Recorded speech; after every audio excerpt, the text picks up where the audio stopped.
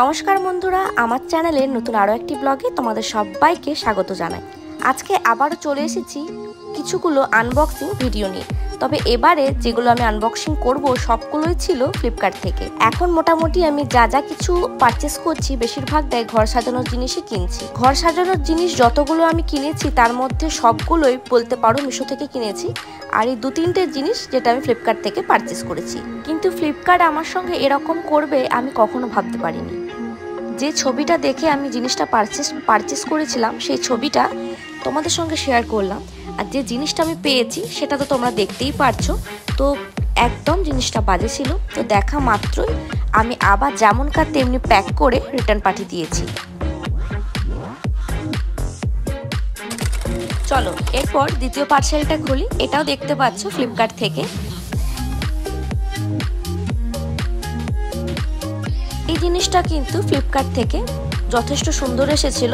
আমি যেমন দেখেছি তেমনই এসেছিল। এই জিনিসটা আমার বেশ ইউনিক লেগেছে, তো সেই জন্য এটা আমি রেখে দিয়েছিলাম। আর এটা কোয়ালিটিটাও কিন্তু বেশ ভালো ছিল। ও নিচে যে বুদ্ধদেবের যে মুখটা দেখতে পাচ্ছ সেটা কিন্তু প্লাস্টিক ছিল।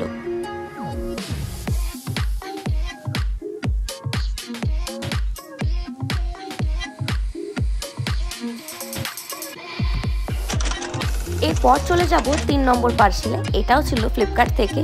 তো এটার ভিতরে আমি একটা স্ট্যাচু অর্ডার করেছিলাম যেটা ছিল বুদ্ধদেবের।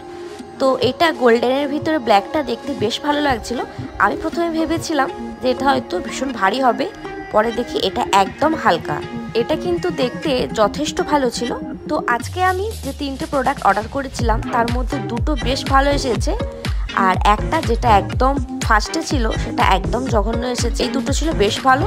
তোমরা চাইলে এই দুটো জিনিস অবশ্যই পারচেস করতে পারো, তবে প্রথমেরটা কেউ দয়া করে পারচেস করবে না। তো এই ছিল আজকের আমার ছোট্ট। যদি ভিডিওটা ভালো লেগে থাকে তবে ভিডিওটাকে লাইক করে দিও, চ্যানেলকে সাবস্ক্রাইব করে দিও। ও হ্যাঁ, আর মিশো থেকে অনেক কিছু পারচেস করেছি, তার লিঙ্কগুলো আমি দিয়ে দেবো, তোমরা চাইলে দেখতে পারো।